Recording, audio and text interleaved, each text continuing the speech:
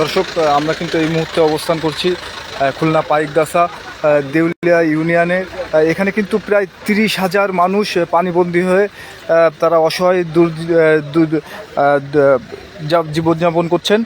তো আমরা কিন্তু অনেক সংগঠন থেকে, অনেক সহায়তা বা সংস্থা থেকে কিন্তু আসলে ভিতর পর্যন্ত, যেখানে অলরেডি যেখান থেকে অ্যাট ফার্স্ট পানি শুরু, মানে বানের পানি ঢোকা শুরু করে, সেই পর্যন্ত কিন্তু অনেকেই যেতে পারে না। কিন্তু আমরা ইনশাল্লাহ বিবেক স্বেচ্ছাসেবী সমাজ কল্যাণের সংগঠনের পক্ষ থেকে কিন্তু আমরা নিজেদের উদ্যোগেই কিন্তু আমরা একটা ট্রলার নিছি। এখন ট্রলার নিয়ে কিন্তু আমরা একেবারে প্রত্যন্ত অঞ্চল ভিতরে, দ্বীপের ভিতরে ইনশাল্লাহ আমরা পৌঁছায় যাবো। এই যে আমাদের শুকনা খাবার,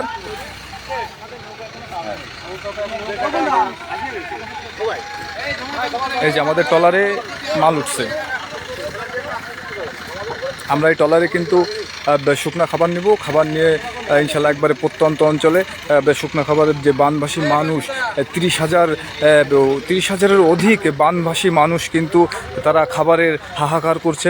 সেই খাবার নিয়েই কিন্তু আমরা একেবারে প্রত্যন্ত অঞ্চলে ইনশাল্লাহ এখনই রওনা দিব, যেখানে অনেক সংগঠন বলেন বা সরকারি সহায়তাও কিন্তু অনেকে পাচ্ছে না। সেক্ষেত্রে আমরা কিন্তু একেবারে সেই প্রত্যন্ত অঞ্চলে যাওয়ার জন্য কিন্তু ট্রলারে অলরেডি খাদ্যদ্রব্য এবং বস্ত্র উঠানো শুরু করেছি।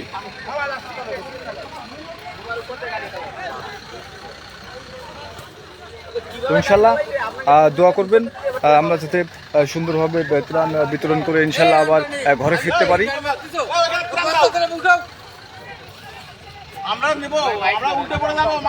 ধন্যবাদ সবাই।